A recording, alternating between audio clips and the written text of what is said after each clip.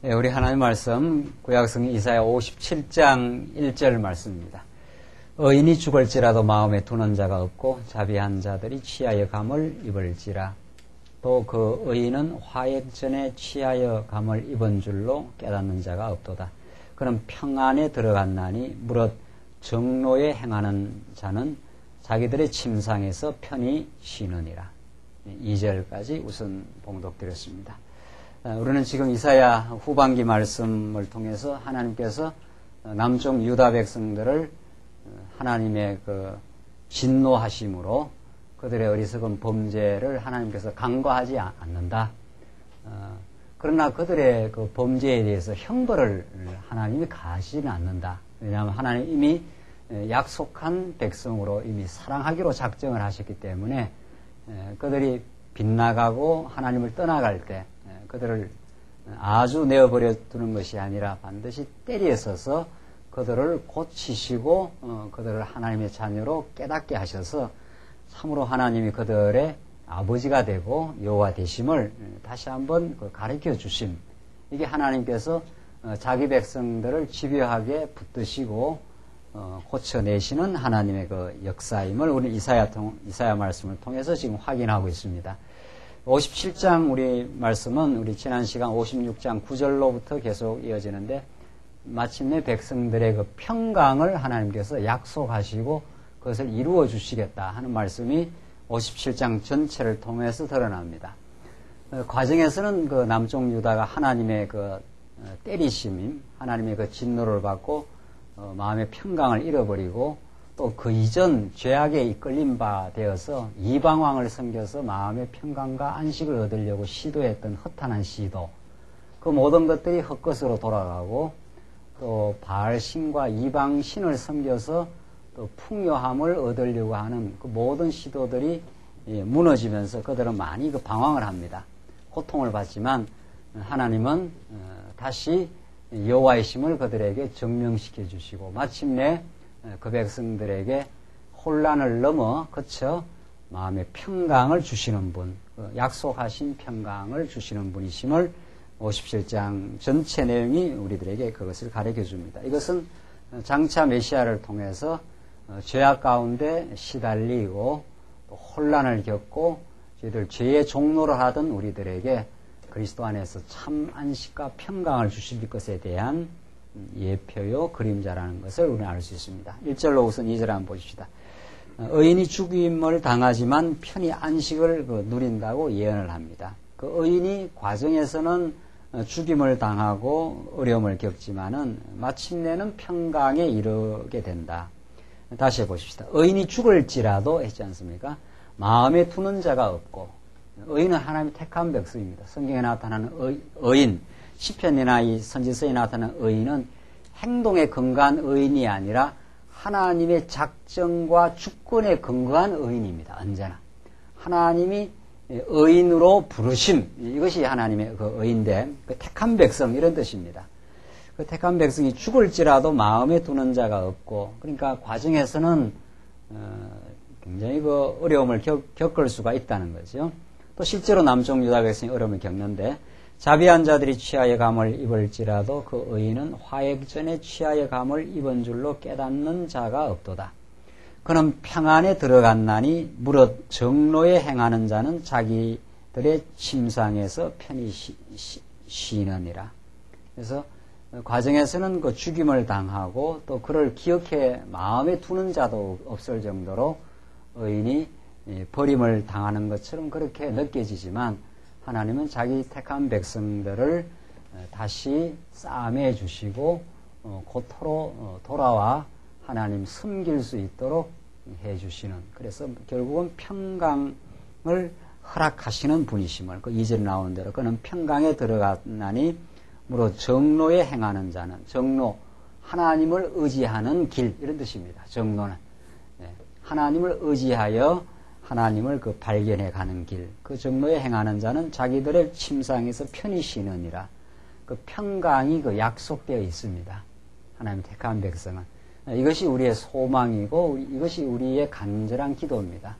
하나님 우리 붙들어 주시지 않으면 늘 우리가 흔들리고 마음의 혼란을 겪지만 하나님 약속했지 않습니까? 우리 그리스도 안에 피난처 가운데 그 도피성 안에 우리를 두시고 모든 대적들의 정죄와 사단 권세의 도전으로부터 우리를 평강으로 지키시는 분 아니십니까? 이게 우리 간절한 기도입니다. 다윗의 시편에 나오는 수많은 그 기도들, 그것들이 절박하게 하나님 여호와를 그 간구하고 찾는 기도들인데 마침내 하나님은 그 백성들에게 평안을 주십니다. 3절 보시면은 3절로 6절 보시면 패역한 백성들의 우상 숭배에 대한 책망을 정언합니다. 이사야는 곳곳에서 남쪽 유다 백성들의 그 패역함을 지적하고 그들의 어리석음을 밝혀줍니다. 그럼에도 불구하고 하나님은 안 떠나간다 이런 뜻입니다. 언제나 너희들이 잘했기 때문에 하나님이 돌아오게 한다 그렇지 않습니다. 너희들은 멸망받아 마땅한 그 백성들이지만 행위로 말하면은 하나님이 언약하신 대로 너희들을 평강의 길로 고토로 돌아오게 하신다 해서 그 이스라엘 백성들의 그 패역한 모습을 아주 적나라하게 그 지적하는데 이것이 우리 타락한 우리 인생의 모습입니다. 한번 보십시다. 3절 무녀의 자식 간음자와 음녀의 씨 너희는 가까이 오라. 너희가 누구를 희롱하느냐 누구를 향하여 입을 크게 벌리며 혀를 내미느냐 너희는 패역의 자식 괴휼의 종류가 아니냐. 너희들이 얼마나 참 어리석게 나를 의지하지 아니하고 지금 이방 신상을 섬기면서 그 안에서 평안을 얻어보려고 발부둥 치느냐. 그러니까 하나님 패역의 자식이라. 이 패역이라는 것은 반역 가운데 가장 심각한 반역입니다. 패역무도하다는 것은 이걸 만약에 행위로 따지기 시작하면은 하나님의 무서운 진노를 적석에서 받아도 마땅한 그런 심각한 인생이다 이런 뜻입니다. 5절 너희가 상수리 나무 사이 모든 푸른 나무 아래서 음욕을 피우며 골짜기 가운데 나무 틈에서 자녀를 죽이는도다. 이 전부 다 이방 족속들이 하는 우상 숭배의 그런 행습들입니다. 푸른 나무 아래서 음욕을 피우며 골짜기 가운데 바위 틈에서 자녀를 죽이는도다. 자녀까지 불태워 죽여서 제사 드리는 이방 우상의 우상을 섬기는 습관들을 그대로 이스라엘 백성들이 행했습니다. 실제로 우리 역대기 상하를 보면은 저들은 열방보다도 더 심각한 범죄를 했다.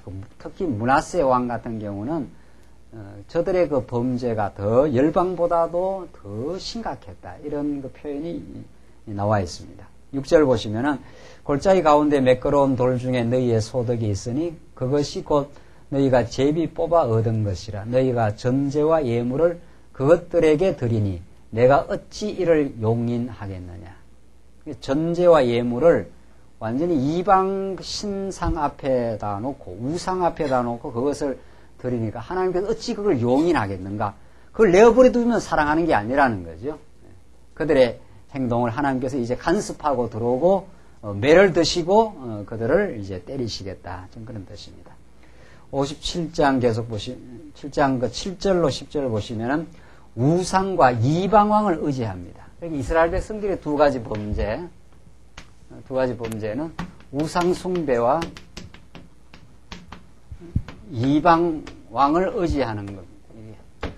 이것은 하나님으로 만족하지 않겠다. 불만족이고 하나님으로 만족하지 않겠다는 것. 이방 왕을 의지해서 살겠다는 것은 하나님을 만홀히 여기는 것.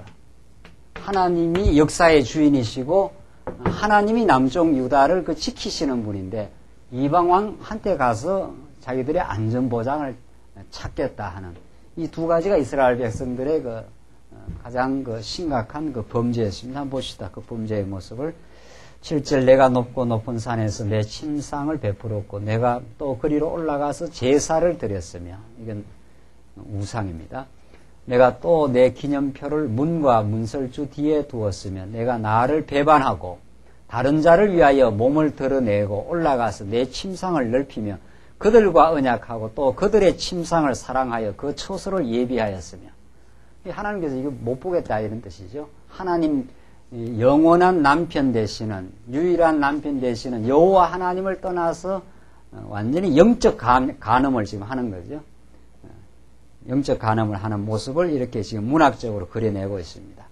하나님께서 아주 눈에 이제 불꽃이 튀는 거죠. 이제 간가하지 않겠다. 그냥 둘 수가 없다. 그러니까 여호와 하나님이 이스라엘 백성을 사랑하신다. 이 표현을 다른 말로 질투하시는 여호와라. 이렇게 출애굽기에서 나오고 이스라엘 백성들이 하나님을 떠날 때 하나님께서 그냥 두지 않겠다는 거예요.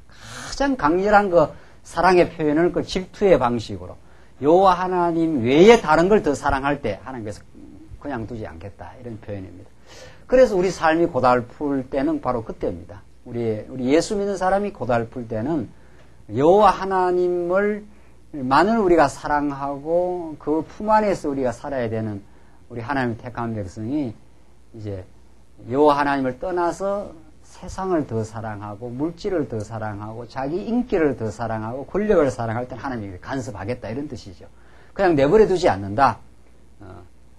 여호와 하나님 외에 다른 사랑하는 것을 내가 제거시키거나 그걸로 너희가 완전히 코가 빠뜨려지거나 그걸로 한번 낙심하게 되는 그런 계기가 온다. 그래서 하나님은 지금 질투하시는 하나님으로 등장을 하십니다.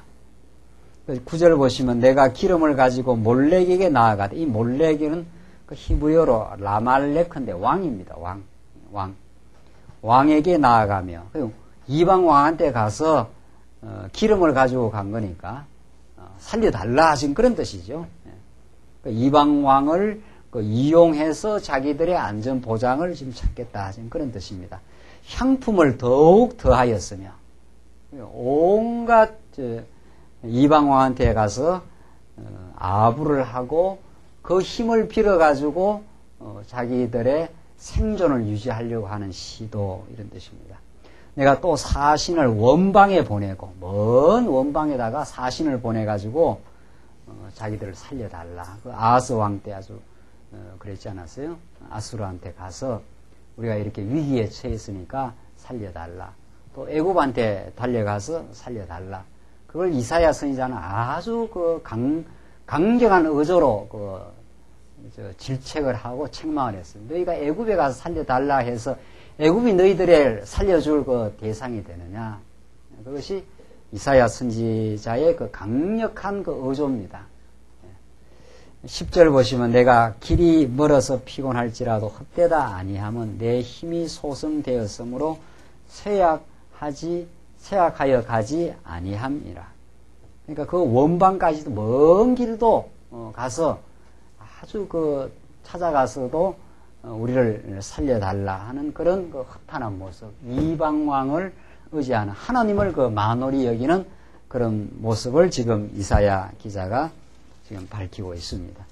11절 보시면 11절로 13절은 왕을 책망하며 여호와 의뢰자가 기업을 얻는다고 예언을 합니다. 이제 하나님께서 그런 이스라엘 백성들 온갖 영적 음행을 하나님 앞에서 행하고 이방왕을 의지해서 살려고 하는 그들의 허탄함을 하나님께서 책망하고 너희가 내 안에 와야 참된 평강이 있다 하는 것을 지금 이제 11절에서 보여줍니다. 내가 누구를 두려워하며 누구로 하여 놀랍기에 거짓을 말하며 나를 생각지 아니하며 나오잖아요. 내가 여호와다. 내가 너희들을 지금까지도 광야에서 보호하고 지금 다윗 왕 때 너희들 나라를 건설해주고 지금까지 너희들을 인도하신 여호와인데 나를 생각지 아니하고 이게 하나님이 제일 이제 섭섭한 부분입니다. 아브라함을 하나님께서 내가 불렀지 않느냐? 광야길을 지나서 다윗 왕 때 큰 나라를 이루어주고 지금까지도 보호했지 않느냐? 그런데 너희들은 이방 왕한테 찾아가고 애굽 찾아가서 너희들 이 생존을 유지하려고 하느냐? 그래서 나를 생각하지 않지 않느냐? 지금까지 1000년의 세월 아브라함 2000년 전에 불러가지고 다윗 왕 1000년 동안 지켜오시고 지금까지도 늘 너희들 인도해 오시고 한 번도 너희에게서 눈을 떼지 않는 여호와 하나님이 있는데 내가 있는데 이 말이죠. 너희들 지금 어디로 마음을 지금 기울이고 있느냐. 지금 그런 하나님의 안타까운 심정을 지금 이사야를 통해서 대변하고 있습니다. 이건 그대로 우리한테 지금 와닿는 말씀입니다. 우리를 언제나 한결같이 보호하셨고 그리스도 안에서 생명을 주시고 우리의 모든 삶을 인도해 가시는데 지금 나를 생각지 아니하며 지금 너가 누구를 지금 생각하며 지금 마음에 지금 평강을 얻으려고 하느냐, 지금 그 말이죠. 내가 나를 경외치 아니하면 내가 오랫동안 잠잠함을 인함이 아니냐. 너의 의를 내가 보이리라. 너의 소위가 내게 무익하리라. 이 소위 이방왕을 의지하는 그 어리석음이 얼마나 무익한 것을 내가 보여주겠다. 이 하나님 질투하시는 하나님입니다. 너희가 아수르 의지해서 그 땅에서 살 것 같으냐? 아수르보다 더 강한 바벨론을 통해서 이방왕을 의지해서 살던 너희들이 그 땅에서 거들난다. 실제로 이제 보여줬습니다. 아수르를 의지해서 살려고 했는데 아수르보다도 더 큰 바벨론이 와서 완전히 이 땅을 초토화시켜버리니까 이스라엘 백성은 그때야 깨닫습니다. 하하, 이방왕 의지해서 우리가 여기에 산 게 아니구나. 그게 이제 바벨론이 와서 완전히 뿌리채 뽑아버렸을 때, 우리는 아수르를 의지해서 혹은 바벨론 의지해서 이방왕을 의지해서 살 수 있는 존재가 아니구나. 하나님이 그들 내면은 어떤 것도 우리에게 도움이 안 되는구나. 그래서 이사야 선지자가 인생을 의지하지 말라. 그 가치가 코에 있나니, 우리가 인생이라는 게 그런 거라는 거죠. 너희들 그렇게 의지해서 살 수 있는 존재가 아니라는 것을 바벨론을 통해서 한번 붕괴시킴으로 이스라엘 백성들은 그 마지막 바닥에 내려와서 하나님이 지금까지 지켜줘서 우리가 온전했습니다. 이방 왕이 우리의 그 참된 피난처가 되지 않았습니다는 것을 바벨론을 통해서 한번 무너지고 나서 바닥 경험을 하고 나서 이스라엘 백성들 그때 깨닫게 됩니다. 그러면 돌아오는 건 이스라엘이 잘해서 돌아오는 건 그게 아닙니다. 70년 포로 기간을 거치고 하나님이 약속하신 뜻대로 여호와 하나님의 그 신실하심과 자비하심으로 그들이 돌아와서 그 땅에 평강을 얻을 수 있도록 하나님께서 인도하십니다. 그래서 13절 보시면 내가 부러지질 때에 내가 모은 우상으로 너를 구원하게 하라. 그것은 다 바람에 떠가겠고, 그러니까 어려움이 왔을 때 내가 모아놓았던 우상으로 너를 한번 구원을 시켜봐라 말이죠. 그 우상이 너를 구원해내는 줄 아느냐 그 말이죠. 이스라엘에서는 아스타롯도 모으고 온갖 이방 바알 신상도 모아가지고 거기다가 절하고 거기다가 달려고 했는데 내가 모아놓았던 이 우상으로 너를 구원하게 하라. 그것은 다 바람에 떠나겠고 그것이 너의 구원에 그 힘이 안 된다. 그 말이죠. 그것은 다 바람에 떠나겠고 기운에 불려갈 것이로되 나를 의해하는 자는 땅을 차지하겠고 나오잖아요. 그것들이 너희들을 지켜줄 줄 아느냐? 아수르가 너희를 지켜주고 애굽이 너희들을 지켜줄 줄 아느냐? 그 역사 경험에서 이제 깨달아요. 못 지키는구나 이들이. 오히려 바벨론이 와서 다 거들내버리니까 우리가 여기서 다 완전히 쫓겨나가지고 나라가 다 폐허가 되고 붕괴되는 경험을 하게 되는구나. 이것이 하나님께서 남쪽 유다 백성들을 사랑하기 때문에 그들이 의지했던 걸 한번 걷어버리는 역사. 이게 이사야의 강력한 그 메시지입니다. 우리가 의지하는 걸 하나님께서 한번 걷어내겠다 이 말이죠. 그리고 내가 너희들의 진정한 그 피난처가 된다. 너희들이 서 있을 수 있는 그 반석이 된다는 것을 깨닫게 하시는 역사. 이게 하나님이 질투하시는 하나님이요. 우리가 허탄한 것을 의지해서 평강을 얻으려고 하는 그 시도를 하나님께서 우리를 꿰뚫어 보십니다. 그러니까 우리는 하나님께 쏠릴 수가 없어요. 우리 정말 그 하나님이 불꽃 같은 눈으로 우리의 심패를 들여다보시고 우리 하나님하고 숨바꼭질 하면서 하나님을 조금씩 이제 눈멀게 해가지고 하나님 없이 우리 마음에 평강을 얻으려 하지만 하나님은 조시지도 않고 주무시지도 않고 우리의 속속들을 너무도 잘 아시고 너는 나를 의지해야 살아. 이것이 하나님께서 주시는 이사야의 그 음성입니다. 나를 의뢰하는 자는 땅을 차지했고 나의 거룩한 산을 기업으로 얻으리라. 하나님은 결국은 하나님만을 의지하도록 하나님께서는 만드시려고 바벨론을 통해서 무너뜨렸다가 바사왕 고레스, 생각지도 않은 바사왕 고레스를 통해서 이들이 돌아오게 될 때, 정말 하나님이 정말 우리를 돌아오게 하시는 거구나. 하나님이 이 나라를 지켜주시는 거구나 하는 것을 너무도 간절하게 깨닫게 하시는 하나님의 섭리를 지금 이사야가 앞으로 내다보면서 지금 예언하고 있습니다. 너희들은 다 음행했다. 영적인 간음, 나를 떠났다.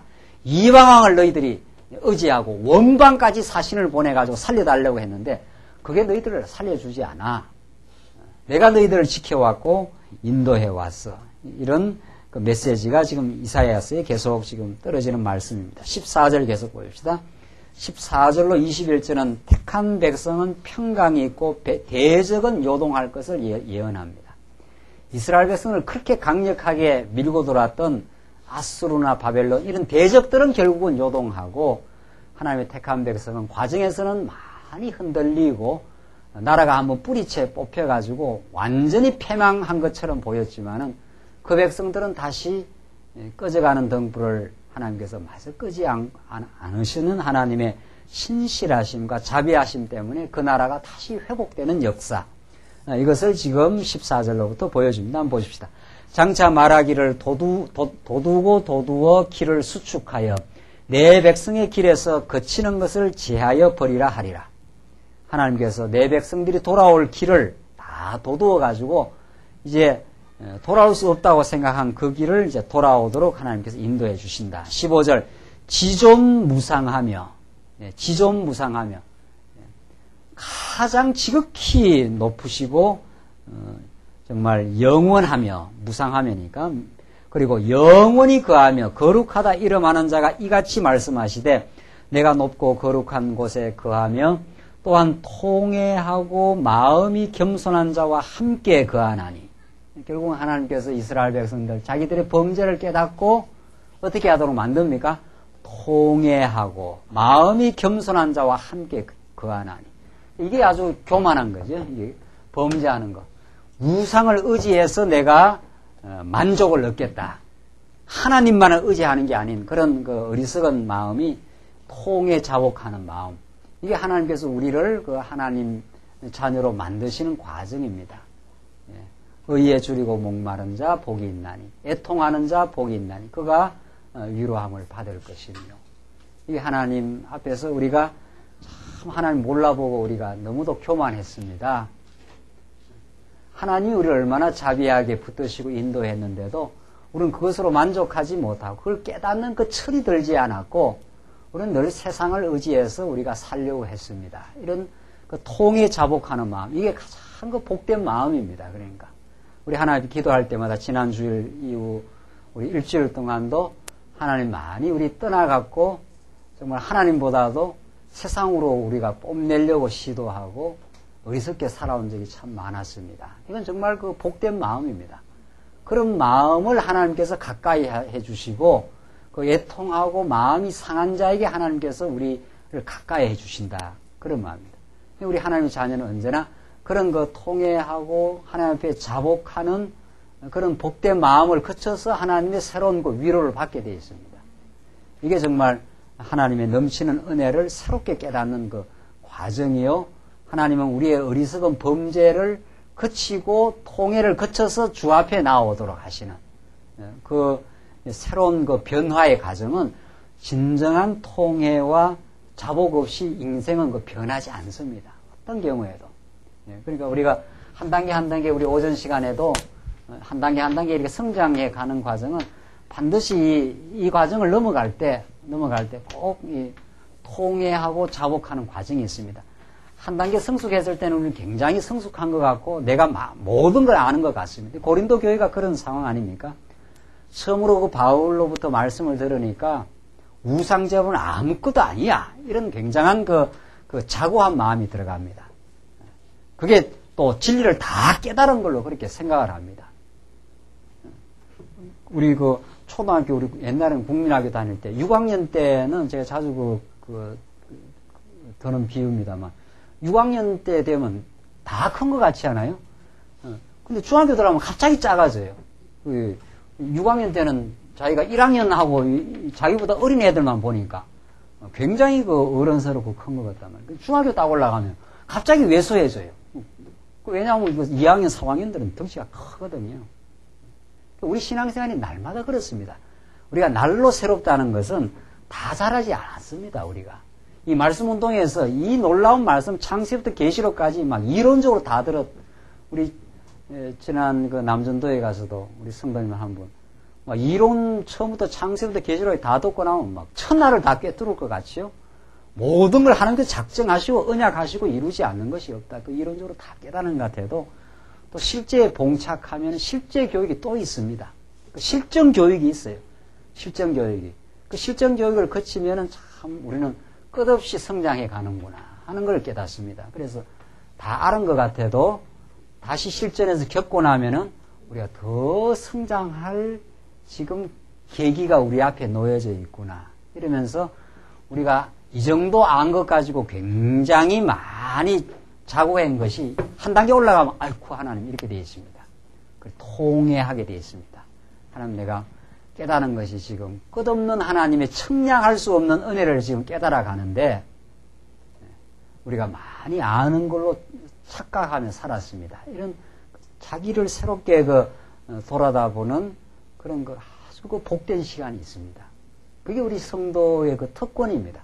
성장하는 인간은 반드시 그렇게 되어 있습니다.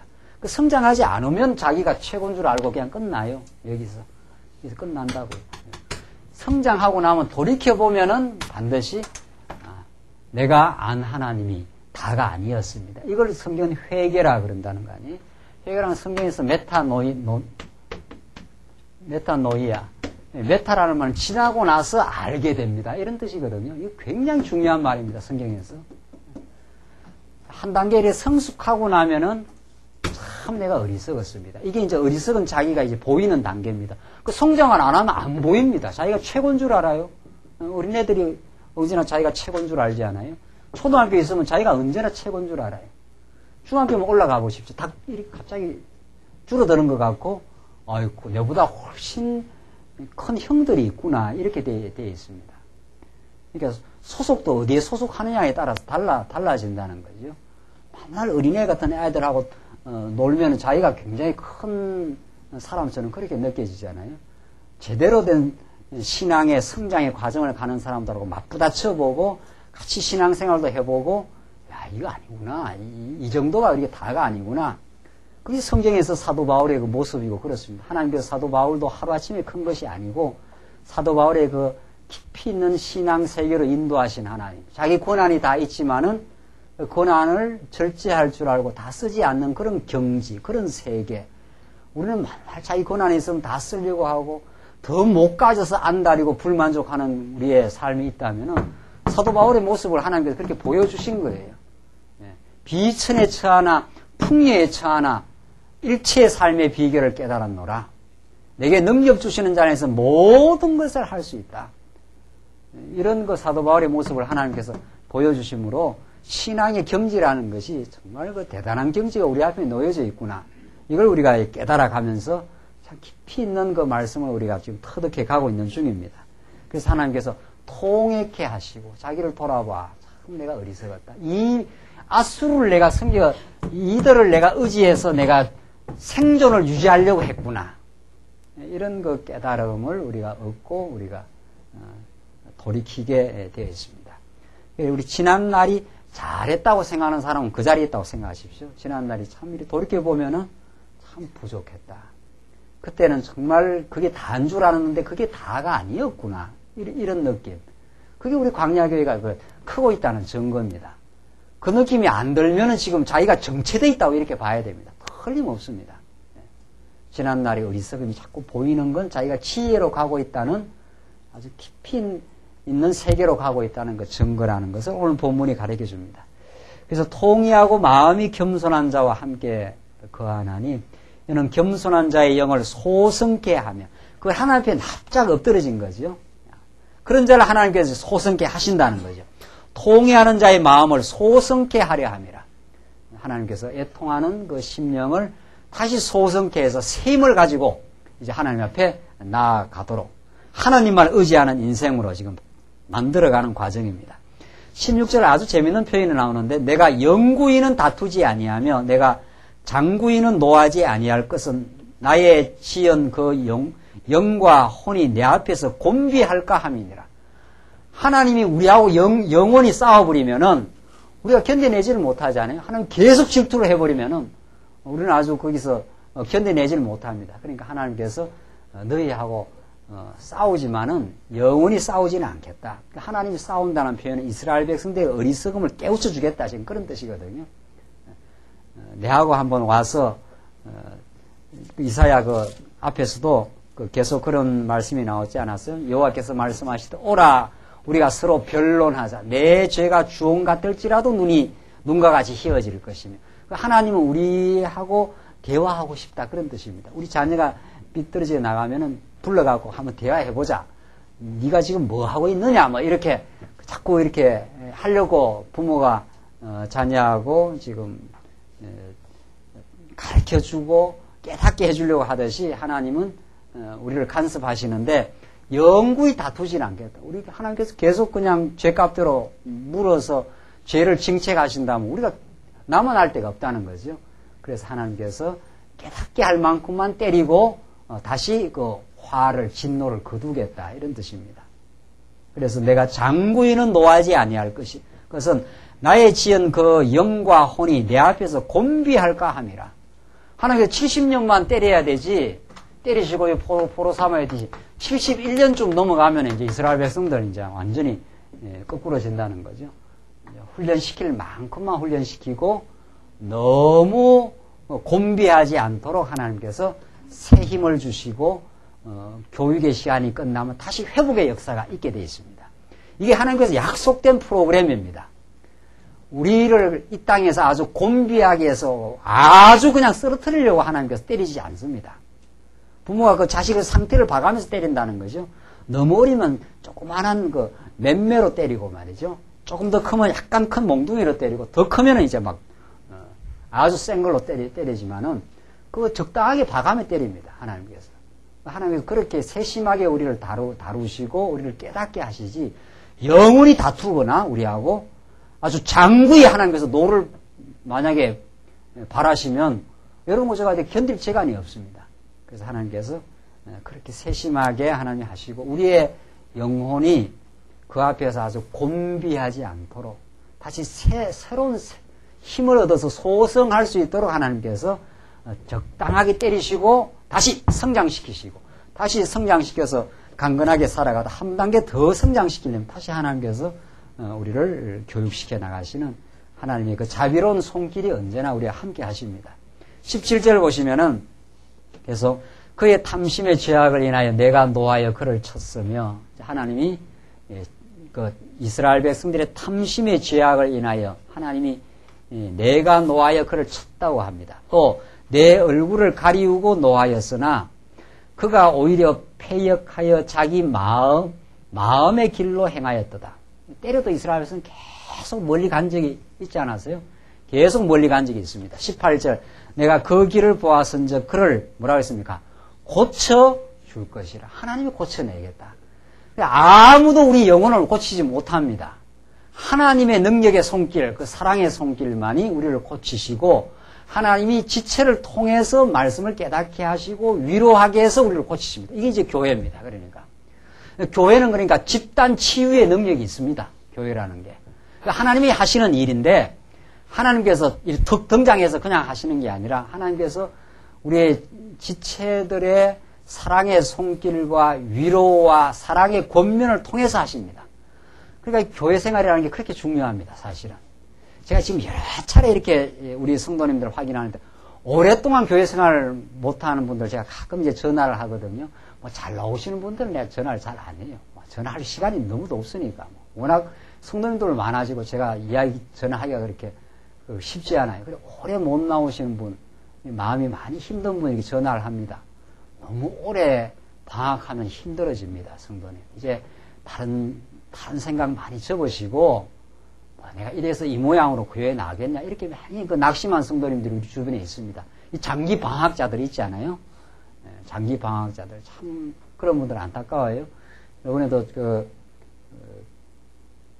장례식 갔다가 말이죠. 이 장기 방학 성도님이 있거든요. 장기 방학 성도님들 얼굴을 보면 얼굴이 벌써 하면 마음에 평강이 없어요. 그냥 새 속에 사로잡혀가지고 그냥 계속 그 쳇바퀴를 돌거든요. 왜냐하면 하나님께서 역사를 하시는데 하나님께서 지체의 손길을 통해서 고쳐주고 위로하고 빗나간 길로 가면은 쳐주고 말이죠. 그게 그러면서 그 대열을 정비해서 우리가 가나안 땅을 지금 전진하고 있습니다. 그래서 이 교회 생활의 그 정상적인 교회 생활, 우리가 정기적으로 하나님의 말씀을 듣고 그냥 이 속에 들어와서 함께 어울리고 함께 위로받고 잘못 나가는 길이 있으면 옆에서 자꾸 쳐서 바른 방향으로 붙들어주고 하는 이 건전한 교회 생활, 이게 우리 신앙의 아주 생명입니다. 교회 생활을 그냥 건전하게 정기적으로 하다 보면은 자기도 모르게 자기의 그 어리석음이 발견도 되고 거기서 때로는 갈등을 통해서 자기 발견도 합니다. 혼자 있으면 갈등할 일도 없고 자기가 어떤 문제가 있다는 걸 깨닫지도 못해요. 가정이라는 게 그런 기능을 또 합니다. 가정이라는 게. 혼자만 있으면 자기가 어떤 지금 빗나가는지를 몰라요. 그냥 같이 더불어 제도적인 하나님께서 진리의 말씀을 깨닫게 하시고 생활로 하나님께서 무장을 시키시고 최종적으로 무장의 단계는 이제 체제로 무장신, 이게 제도입니다. 그 제도 속에 하나님께서 이렇게 묶어놨어요. 묶어놓으면 그게 틀림없이 빗나가거나 균형을 상실하거나 자기가 어리석은 부분들이 지체들의 반응을 통해서 그 체킹이 일어납니다. 그게 그 부부 관계고 그게 자녀 관계고 우리 지체들의 관계고 다 그렇습니다. 자기가 빗나가면 틀림없이 옆에서 어떤 그 반응이 일어나게 돼 있어요. 자기가 하나님 앞에서 바른 방향으로 가면 다른 사람이 편안해지고 다른 사람이 안정감을 가지고 그렇게 돼 있고, 한 사람이 빗나가 보십시오. 가족 가운데 한 사람이 빗나가면 온 가족에 어려움이 생기고 그 반응이 이제 일어나게 돼 있어요. 너 왜 그러냐 하는 이야기가 나오게 돼 있고, 그것을 고쳐주려고 어느 사람이 애를 쓰게 돼 있고, 그게 교회 생활의 하나의 놀라운 하나님의 그 은총의 섭리입니다. 그런 과정을 거쳐서 우리가 강건해지고 우리의 빗나간 것들이 고쳐지고 그렇습니다. 그래서 참 오래 못 나오시는 그 성도님 가끔 전화해서 정말 다른 모든 거 잊어버리고 사업 아무리 잘하려고 발부둥쳐서 사업이 잘 돼도 문제고 안 돼도 문제입니다. 예. 교회 생활 빗나가서 하나님 떠나서 이 제도의 울타리, 내가 진리를 깨달았다, 이걸로 안 된다는 거죠. 반드시 생활 가운데서 하나님께서 연단시키면서 강건하게 만들어 가시고 제도 속에 넣어서 대열 정비 속에서 우리를 고칩니다. 그런 그 집단적 치유의 능력이 하나님의 말씀이 거하는 그 공동체 속에서 역사합니다. 우리는 암전도에 가서도 우리 한 성도님 오랫동안 그 어려움을 겪고 정말 위로받을 시간이 없는 거죠. 계속 한 6개월 동안 우리 집사님 많이 다쳐가지고 말이죠. 그런 여유가 없어요. 그냥 남전도의 모임에 가서 하루 쉬고 성도들 어려움 속에서도 위로를 받고 말씀 안에서 정말 새 힘을 얻고 또 말씀이 전파되어서 말씀 모르는 성도들이 새 힘을 지금 받아서 살아간다는 그런 기쁜 소식, 우리 중국 소식 그런 거 이야기 나누고 그랬거든요. 그런 이야기들이 하나님이 나도 붙들어 인도해 가시는구나. 하나님이 우리 지체들을 통해서 이런 위로를 받을 수 있구나. 그렇게 해서 그냥 어려웠던 모든 것들이 그 안에서 위로가 되고 치유가 되고 고침을 받습니다. 그게 교회 생활입니다. 그게 강건하고 건강한 지체들이 옆에 있으면 그 힘이 그쪽으로 전달이 되는 거죠.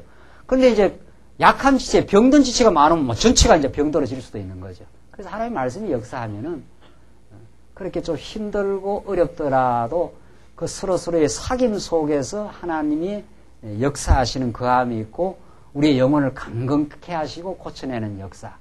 이게 이스라엘 백성들에게는 고토로 돌아오는 역사.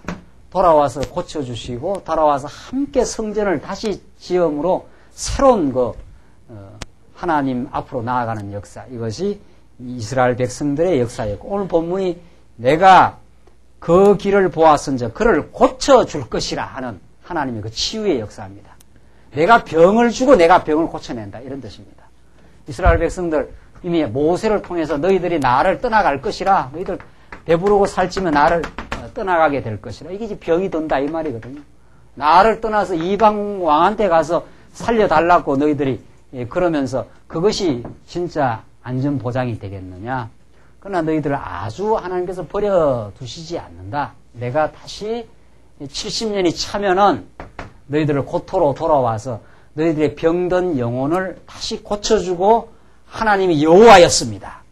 우리를 아브라함 때부터 애굽 400년 종살이 했지만 약속대로 건져내셨고 40년 광야길에서 우리를 보호하셨던 분입니다. 당신은 우리를 사랑했고 한 번도 떠나가지 않는데 우리가 하나님을 몰라 뵀습니다. 라고 돌아와서 고침을 받습니다. 이게 우리의 날마다 생활 속에서 일어나는 일들입니다. 우리가 세속주의를 탐닉하고 말이죠. 하나님보다 더 좋아하는 게 많고 가보면 우리 실망하거든요. 그 실망을 그치고 돌아오게 되어 있습니다.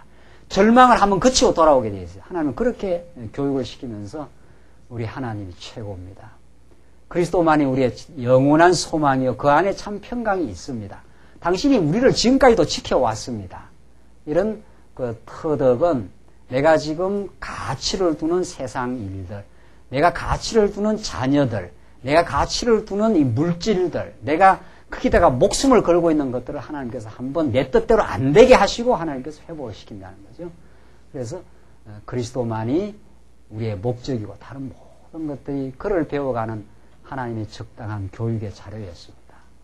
모든 것이 하나님을 배우는 수단이었음이라고 우리가 마음의 중심을 찾습니다. 그게 고쳐주시는 하나님의 사역입니다. 그것이 우리 지체들과의 더불어의 이 교회 생활을 통해서 하나님께서 그렇게 고쳐내시고 있습니다.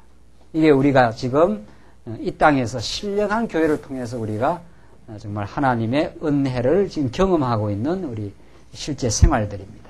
계속 보십시다. 19절 보시면은 18절 내가 그 길을 보았은즉 그를 고쳐줄 것이라 그를 인도하며 그와 그의 슬퍼하는 자에게 위로를 다시 얻게 하리라.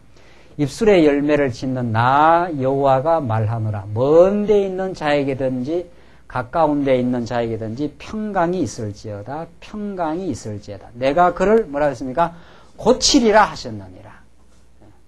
하나님 떠나 가치를 추구했던 그 인생을 하나님 안에서 정말 영원한 가치를 발견하게 하는 하나님 우리를 고쳐주시기 위해 예수를 이 땅에 보내주셨고 정말 우리를 시기와 분쟁과 탐욕의 인생에서 격려와 만족과 감사의 인생으로 그렇게 우리를 지금 고쳐내고 있습니다.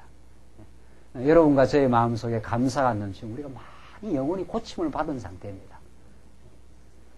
시기와 분쟁을 일삼던 우리 인생이 다른 지체가 잘 되는 걸 보고도 참 마음의 기쁨을 가지고 진정으로 축하해 준 건 많이 고침을 받은 상태입니다. 참 우리 인생을 하나님께서 행복하게 할 때만이 만드시는 하나님의 그 복된 역사입니다. 20절 보시면 오직 악인은 능히 안정치 못하고 이 악인 아수르나 바벨론 같은 이 불택자들 대적들입니다. 능히 안정치 못하고 거물이 진흙과 더러운 것을 늘 솟쳐내는 요동하는 바다와 같으니라.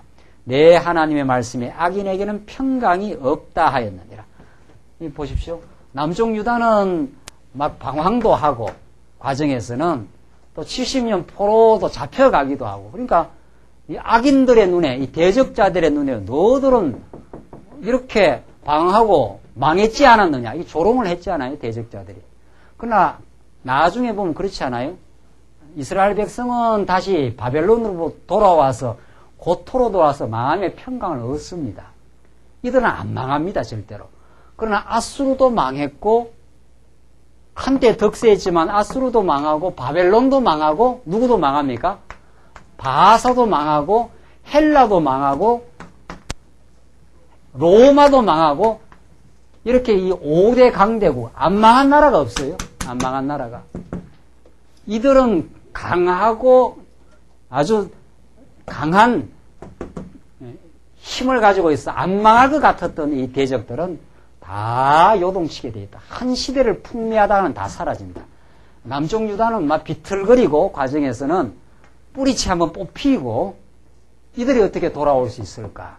이렇게 생각하시면 하나님께서 돌아오게 하시고 이 나라가 에스라 느헤미야 시대에 돌아와서 성전 짓고 그 기적같이 느헤미야 때 돌아와서 성곽을 다 짓는 역사. 그 대적들의 그 도전 속에서도 성곽을 지으며 그 안에서 평강을 누리는 시온성이 회복되는 역사. 이 줄이 망하지 않습니다. 이 줄이 망하지 않아서 그리스도가 오시고 이 줄이 계속 지금 예수님 오시는 날까지 하나님의 택한 백성들을 영원히 지켜주시겠다. 평강을 주시겠다. 어떤 대적도 너희들의 마음의 평강을 빼앗아갈 수 없다. 이것이 하늘이 주시는 평강이라 그렇게 말합니다. 우리는 이 말씀을 통해서 여호와 되심을 우리가 깨닫고 그 평강 속에 살 수 있는 특권을 가지고 있습니다. 지금 우리를 하나님이 지키고 계시고 우리를 영원히 사랑하실 것이라는 그 약속의 말씀이 지금 우리 삶 속에 지금 이루어지고 있습니다. 그래서 먹을 것과 입을 것이 있은즉 어떻게 해요? 족한 줄로 알라. 우리 지금 먹고 우리 입고 있어요. 그 하나님 우리를 지금 보호하고 계셔요. 내일 염려할 거 없고 내일 염려가 오늘 밤에 우리의 영혼을 불러갈지도 몰라요. 그렇게 우리가 인생이라는 게 그렇습니다. 내일 하나님께서 다 보호하고 인도해 가신다는 거죠. 남쪽 유다 백성들. 그렇게 하나님 지켜왔어요. 뭐 안 될 것 같아서도 다 지켜왔습니다. 광야에서 다 망하는 것 같아서도 안 망했어요. 절대로. 약속의 땅에 들어왔지 않았어요? 모세를 거쳐 여호수아를 거쳐서. 그래서 남쪽 유다 백성들, 이게 마지막 이제 교육이거든요. 남쪽 유다 백성들에게. 바벨론으로 끌려갔으니까 어떻게 바벨론이 최고의 막강한 세력인데 여기서 어떻게 돌아오겠느냐. 다 포기한 세월들입니다. 그러나 돌아옵니다. 하나님께서. 하나님이 얼마나 능력이 많으신데 말이죠. 바벨론을 내가 제거하지 못하겠느냐 이 말이죠. 그게 하나님께서 이사야서를 통해 주시는 전능하시고 신실하신 하나님이 이스라엘 백성의 평강을 주시겠다. 이스라엘 백성보다도 더 사랑하시는 예수 그리스도 안에서 우리를 지금 두시고 지금 인도해 가신다고 하는 그 예언의 말씀입니다. 이 말씀 그대로 지금 우리한테 이루어져서 우리를 그렇게 지금 보호해 가십니다. 58장 넘어가시면은 58장은 회복시킬 것을 언약하시는데 1절로 5절 보시면 죄를 고하라고 잘못된 금식을 질책하는 말씀입니다. 이스라엘 백성들이 율법을 제대로 안 지키는 내용인데 그 중에 이제 금식의 문제가 나옵니다. 이스라엘 백성들은 금식을 엉터리로 했어요. 그 엉터리로 한 것을 질책하는데 이것이 어떤 복음적 의미를 갖고 있는가 한번 보십시오. 크게 외치라 아끼지 말라 내 목소리를 나팔같이 날려 내 백성에게 그 허물을 야곱 집에 그 죄를 고하라.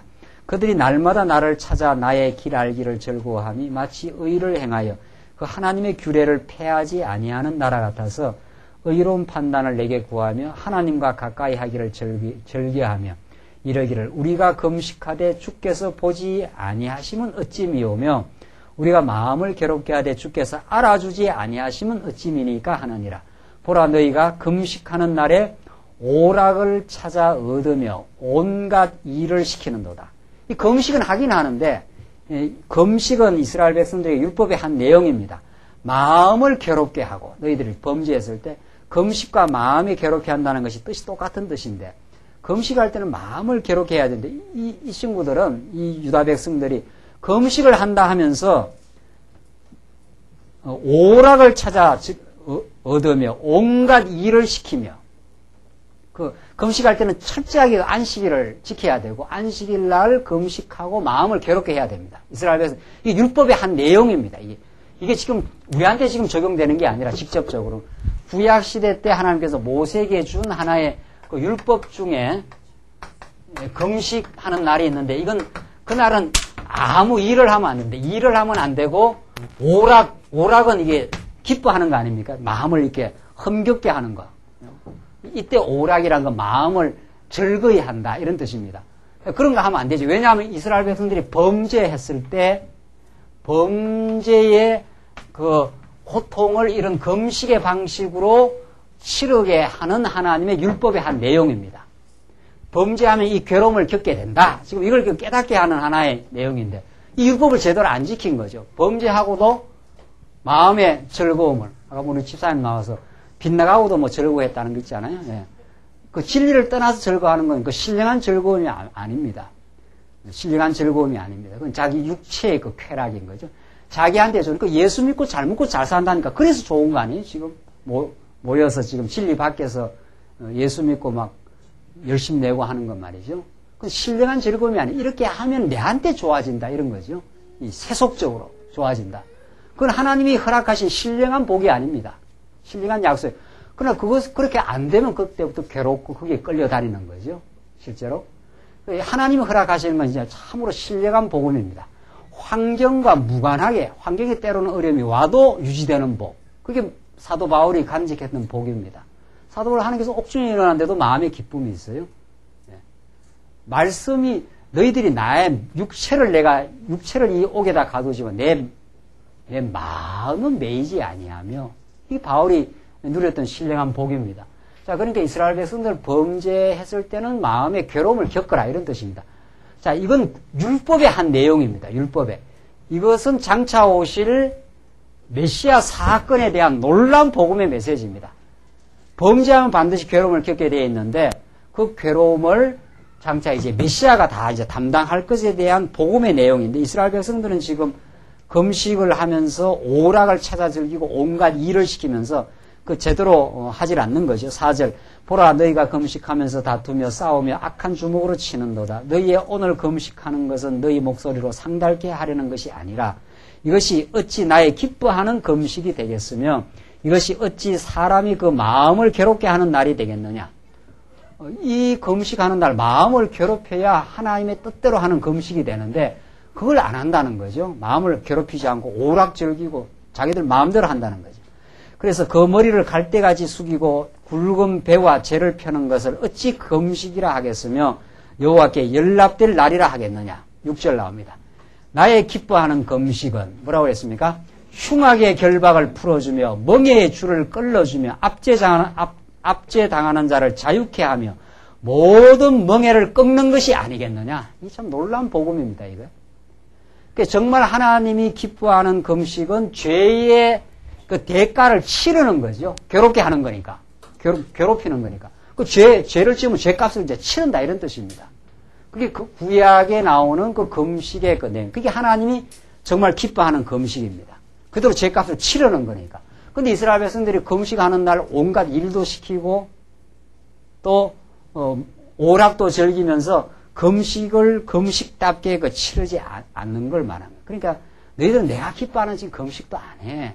내 율법을 너희들 마음대로 변형시켜가지고 지금 하고 있어. 지금 그 말이죠. 그래서 나의 기뻐하는 거예요. 참으로 하나님이 하라고, 율법에 하라고 한 그 금식이야말로 흉악의 결박을 풀어준다. 그 죄값을 다 치르고 나서 너희들이 흉악의 결박이 풀어지는 날, 멍에의 줄이 끌어지는 날, 압제당하는 자가 자유케 되는 날, 그게 진짜 기뻐하는 금식이라. 너희들이 그 금식을 안 하니까 너희들이 이렇게 하나님을 떠나서 율법을 다 잃어버리니까 여호와 하나님을 다 지금 떠난 것 아니냐.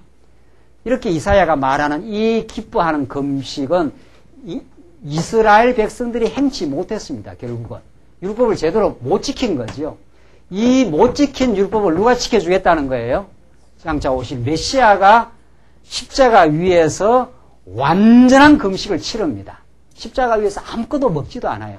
그리고 여러분과 제가 받아야 될 영혼의 고통을 완전히 십자가에서 하나님이 기뻐하시는 고통을 대신, 금식을 대신 치른 것이 이사야 예언의 성취입니다. 이 말씀을 가지고 한국의 오살리, 금식 기도원 해가지고 이 본문을 얼마나 많이 강조했는지 몰라요. 금식하면 어떻게 된다? 흉악의 결박이 풀어지고, 조금 더 읽어볼까요? 7절, 이제 결론인데. 또 줄인 자에게 내 식물을 나눠주며 유리하는 빈민을 내 집에서 드리며 벗은 자를 보면 입히며 또 고륙을 피하여 스스로 숨지 아니하는 것이 아니겠느냐. 그리하면 내 빛이 아침같이 비칠 것이며, 그 다음 뭐라고 되었습니까? 내 치료가 급속할 것이며. 그러니까 금식하면 어떻게 된다? 병 낫는다 이 말이에요. 난다 해가지고. 그래갖고 막 생사람을 잡았지 않았어요? 금식을 시키고 막 밥 굶게 하고 막. 밥 굶으면 위장병은 좀 떨어진다고 해요. 위장병. 너무 많이 먹어서 요새 병이 드니까 좀 안 먹이면은 위장이 좀 쉬어가지고 낫는 수가 있답니다. 그게 아니고 정말 이 오늘 본문에 나오는 내 치료가 급속할 것이며 내 빛이 아침까지 비칠 것이라, 이건 이스라엘 백성들이 하지 못했던 율법적 금식, 하나님이 다 하라고 했는 그것도 못했지 않았어요. 이스라엘 백성은 다 실패했습니다. 이스라엘 백성은. 그걸 이사야 선지자가 너희들이 다 율법을 하라 하는 대로 안 하니까 하나님 여호와를 다 잊어버리고 너희들이 형편없이 그렇게 살았다. 그러나 내가 너희들을 다시 돌아오게 하고 고토로 돌아오게 해준다. 내 기뻐하는 금식은 정말 흉악의 결박을 풀어준다. 흉악의 결박을 풀어내는 것은 밥 굶는다고 되는 게 아니에요. 구약에는 밥을 굶어서 그 죗값을 치렀지만은 이분이 오셔야 돼요. 이분이 오셔야 흉악의 결박에서 풀어집니다. 그러니까 예수님이 십자가 위에서 고통받으시고 밥을 굶으시고 밥 굶는 것보다 더 중요한 십자가의 고난의 짐을 지심, 이게 하나님이 기뻐하는 금식이에요. 하나님이 기뻐하시는 금식.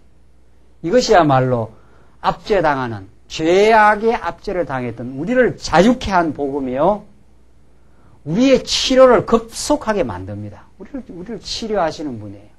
예수 안에서. 우리 영혼이 치료가 돼야 우리 모든 것이 치료가 됩니다. 하나님이 우리를 사랑하셨습니다. 하나님이 우리의 역사의 주인이시오. 우리 인생의 참된 메시아입니다. 예수가. 그걸 우리가 깨달아야 우리 인생이 바르게 서는 거 아니에요? 내가 왕인 줄 알고 내가 주인인 줄 착각하니까 우리는 날마다 실수하고 어리석고 갈등을 빚고 말이죠. 우리 가정에 당신이 주인이십니다. 우리 교회에 당신이 주인 되셔서 우리를 지금 불러 모으시고 당신의 은혜로 우리가 지금 살고 있습니다. 그게 영혼이 급속하게 치료를 받고 새 삶을 얻는 길입니다. 오늘 예수님만이 구약의 이스라엘 백성들이 이루지 못했던 일, 하라고 한 율법도 못 지켜가지고 금식날 마음대로 오락을 즐기고 금식날 괴로워하고 일을 안 시키고 안 시켜야 되는데 그렇게 안 했어요. 예수님이 오셔서 참 기뻐하는 금식으로. 그러니까 요한의 제자들이 왜 당신의 제자들은 금식을 하지 않습니까? 이렇게 예수님 제자들 금식 안 한다고 또 책망을 했지 않았어요? 그 예수님께서 신부가 신랑과 함께 있는데 왜 금식하겠느냐 말이죠. 신부는 신랑과 함께 있으면 즐겁게 사는 것이다. 금식하는 날이 오나니 그렇게 예수님께서 말해요. 예수님 십자가에 죽으실 날 그때 예수님도 금식하고 이스라엘 제자들도 괴로워했던 날이 있죠. 그러나 다시 십자가에만 죽은 것이 아니라 예수님은 부활하심으로 우리의 영원한 생명이 되시고 우리의 기쁨이 되어주시고 우리의 세상 모든 것이 다 우리를 감싸고 우리를 대적한다 하더라도 하나님이 우리의 영원한 보호자가 되신 우리의 모든 죄악에서 우리를 건져내시고 영원한 천국을 이미 약속하신 분, 이것이 우리를 치료를 급속하게 해주시는 우리의 참된 기뻐하는 금식이 되었습니다. 그래서 우리는 예수와 함께 즐겁게 살지 이제 밥 굶지 않습니다. 우리가 왜 밥을 구워요? 밥 3끼 꼭꼭 드시고 건강하게 사시고 잠도 제대로 주무시고 악악대지 말고 말이죠. 옛날에는 잠도 안 자고 막 그냥 철야하고 말이죠. 그게 빗나간 길입니다. 잠도 편안하게 주무시고 밥도 잘 드시고 건강관리도 잘 하시고 그래서 우리가 예수 안에서 마음의 평강을 얻고 수고하고 무거운 짐을 예수님이 다 걸머져 주심으로 우리 영혼은 평안히 어둠의 권세가 우리를 대적하지 못합니다. 우리는 가끔 흔들리긴 해도 위에 이미 생명의 뿌리를 내려주시고 그 안에서 결실케 하도록 우리를 지금 연단하고 강건하게 할 뿐입니다. 우리를 뿌리째 못 뽑아내요. 절대로 어둠의 권세가. 우리는 승리할 것이고 예수의 참된 기뻐하는 금식이 우리의 기쁨이 되었습니다. 그 복음 안에서 우리가 살고 있습니다. 기도하십시다. 우리 자비하신 하나님 아버지 은혜와 사랑을 감사합니다. 하나님께서 구약 백성들이 할 수 없었던 그 하나님이 기뻐하시는 금식을 예수가 이 땅에 오셔서 십자가 위에서 온전히 이루심으로 우리에게 참된 기쁨이 되어주시고 우리가 이 땅 살면서 하나님과 더불어 교제하며 살 수 있는 이 놀라운 신령한 복을 주심을 감사합니다. 하나님 우리의 언제나 한결같이 우리의 삶을 인도해 주시고 이 복된 교회 생활을 통해서 치료받게 하시며 하나님 앞으로 우리가 점점 하나님을 발견하며 경외하는 복된 인생 되게 하심을 감사합니다. 전날에 허탄했던 우리의 어리석음을 저희들 하나님께 고백하고 주의 은혜로 살게 하시옵소서. 예수님 이름으로 기도하옵나이다. 아멘.